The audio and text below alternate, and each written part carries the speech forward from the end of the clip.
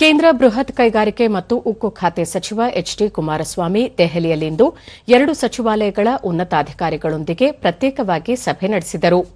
ಈ ವೇಳೆ ಬೃಹತ್ ಕೈಗಾರಿಕಾ ಸಚಿವಾಲಯದ ಕಾರ್ಯದರ್ಶಿ ಕಮರನ್ ರಿಜ್ವಿ, ಜಂಟಿ ಕಾರ್ಯದರ್ಶಿ ಸುನೀಲ್ ಮಿತ್ತಲ್ ಹಾಗೂ ಉಕ್ಕು ಸಚಿವಾಲಯದ ಸಭೆಯಲ್ಲಿ ಹಣಕಾಸು ಸಲಹೆಗಾರರೂ ಆಗಿರುವ ಹೆಚ್ಚುವರಿ ಕಾರ್ಯದರ್ಶಿ ಆಶೀಶ್ ಚಟರ್ಜಿ, ಜಂಟಿ ಕಾರ್ಯದರ್ಶಿ ಅಭಿಜಿತ್ ನರೇಂದ್ರ ಉಪಸ್ಥಿತರಿದ್ದರು. ಈ ಸಂದರ್ಭದಲ್ಲಿ ಸಚಿವರು ಆತ್ಮನಿರ್ಭರ ಭಾರತ ಯೋಜನೆಯಡಿ ದೇಶೀಯವಾಗಿ ಅಗತ್ಯ ಪ್ರಮಾಣದಲ್ಲಿ ಎಲೆಕ್ಟ್ರಿಕ್ ವಾಹನಗಳನ್ನು ತಯಾರಿಸಲು ಸಚಿವಾಲಯ ಹೆಚ್ಚಿನ ಉತ್ತೇಜನ ನೀಡಬೇಕು ಎಂದು ಅಧಿಕಾರಿಗಳಿಗೆ ಸೂಚಿಸಿದರು.